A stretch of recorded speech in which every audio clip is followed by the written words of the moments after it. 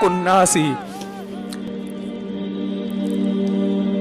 صحابی نے رسول صلی اللہ علیہ وسلم سے پوچھا من احق الناس بحسن خلقی، یا رسول اللہ سب سے زیادہ اچھے اخلاق سے کس سے پیش آؤں میں بات کروں؟ صرف بات نہیں، پیش، لب و لہجہ بھی نرم، اور جو آپ کے چہرے کے اور بازوؤں کا جو ایک اثر ہے نا، اس میں بھی مٹھاس، ہر چیز میں مٹھاس.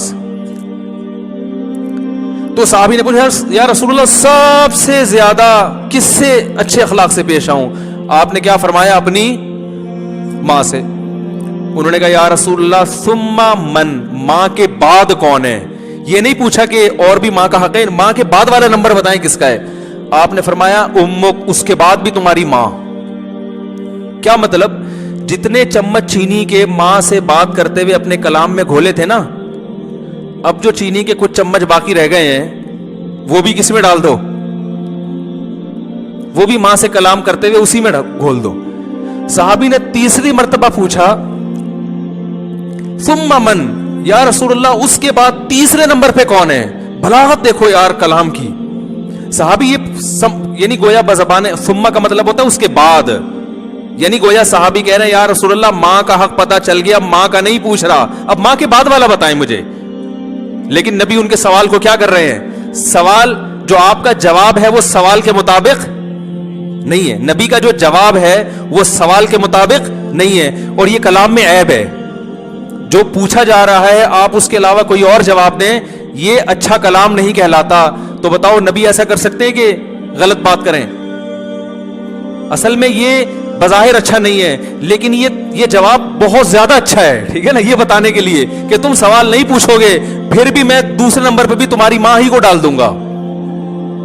تو صحابی نے پوچھا یا رسول اللہ دوسرے نمبر پہ سب سے زیادہ اچھے اخلاق سے کس سے پیش آؤں؟ آپ صلی اللہ علیہ وسلم نے فرمایا امک، دوسرے نمبر پر بھی کون ہے؟ ماں. پھر صحابی نے پوچھا یا رسول اللہ ثم، چلو 2 دفعہ ہو گئی ماں، اب بتائیں ماں کے بعد کون ہے؟ یعنی ماں کے علاوہ آپ تیسرے نمبر پہ کون ہے؟ آپ صلی اللہ علیہ وسلم نے کیا فرمایا؟ امک، تیسرے نمبر پہ بھی کون ہے؟ کیا عجیب انداز ہے ماں کا حق. تو ماں سے جب بات کرے نا بچھ جائے انسان. بہت میٹھا لہجہ، بہت میٹھا لہجہ. پھر صحابی نے پوچھا یا رسول اللہ ثم من، اس کے بعد فرمایا دوست نہیں، ایئر ہوسٹس نہیں، باس نہیں، گرل فرینڈ نہیں. فرمایا اس کے بعد چوتھے نمبر پہ کون ہے؟ ابوک. تو بھائی اخلاق تو یہاں سے شروع ہو رہے ہیں. ہمارا حساب کتاب کیا ہے؟ باس کے سامنے کڑوی کسیلی برداشت کریں گے، جاب سے نکال نہ دے. کسٹمر سے بہت اچھی طرح سے پیش آئیں گے کہ تجارت میں نقصان نہ ہو. باپ کے ساتھ دیکھو کیسا سلوک ہے.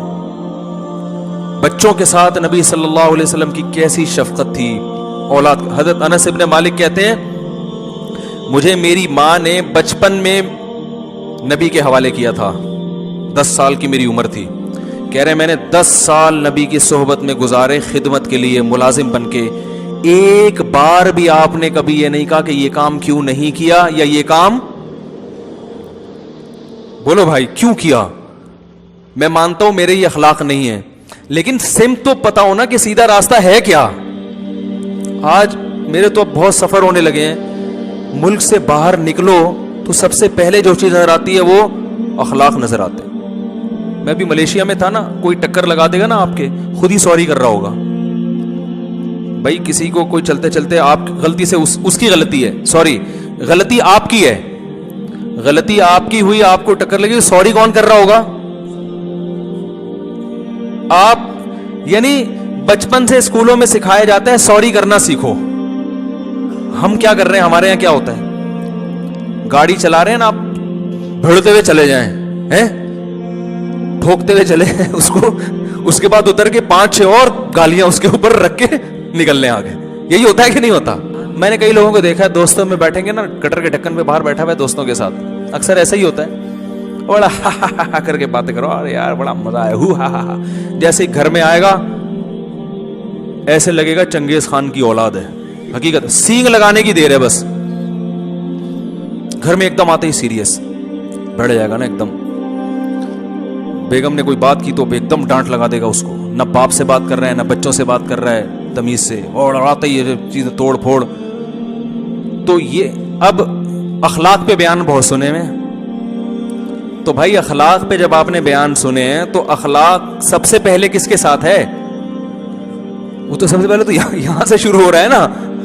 अजीब बात है, इनसे बात नहीं हो रही तमीज से, और उधर दोस्तों के साथ बहुत अच्छे, बॉस के साथ तो बहुत ही अच्छे अखलाक हैं इसके, और कस्टमर के साथ तो बिछा चला जाता है। कस्टमर आ जाए ना, देखो ना आप दुकान के करीब से गुजर रहे हो तो वो दुकानदार कैसे बुलाते हैं, हाँ भाई सूफी साहब, जिसको देखेगा ना डिजाइन का उसी हिसाब से बुलाएगा उसको। मुझे देखेगा बोले हाँ भाई सूफी साहब, कोई खातून गए हाँ जी बाजी बाजी बाजी बाजी करना शुरू कर, आंटी आंटी नहीं बोलेगा कभी भी, आंटी कभी नहीं बोलेगा, बाजी बहन सिस्टर, गुजरने नहीं देंगे। आइए बैठिए तो सही, बैठे तो सही, फिर एकदम थान के थान निकाल के कपड़े के, वो सारी दुकान आदमी वैसे ही नफसियाती हो जाता है, यार ये लपेटेगा कैसे। आप बोल रहे हो भाई अभी नहीं खोल यार, तू इतने थान नहीं खोल, मुझे नहीं चाहिए। कह रहे कोई मसला नहीं, ये भी आप ले वो वाला नीला वाला लेकर, नीला वाला। कह रहे मौलवी साहब को मैंने देखा है यूट्यूब पे नीले कपड़े भी पहनते हैं, वो नी वाला लेकर, नीला थान खोल देगा। ऐसे वो पीला वाला लेकर ऑफ वाइट, वो ऑफ वाइट वाला लेकर, वो ऑफ वाइट वाला खोल दिया। ये इंप्रेशन डालते हैं ना, सारी दुकान खोल के रख दी आपके सामने। अब भाई हम जैसा आदमी तो शर्मिंदा हो जाता है यार, अब हम उठ के जाएं किस मूड से यार। बोलेगा मुझे लगता है अब मैं जाऊंगा तो बोलेगा तुम्हारा बाप इसको लपेटेगा।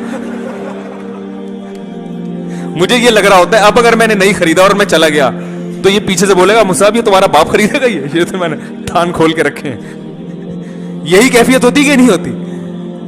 तो कस्टमर के साथ भी अच्छे अखलाक रखें, मना नहीं कर रहे, ठीक है ना। चाय भी पिलाएं उसको, लेकिन उस चाय में जो है ना वो वाली चाय नहीं है। इसमें तो ये है कि यार 5 रुपए इस पे खर्च कर लो, अगर इस चाय के बहाने ये इतने मीटर कपड़ा खरीद लेगा तो कोई ये चाय कोई महंगी नहीं पड़ेगी।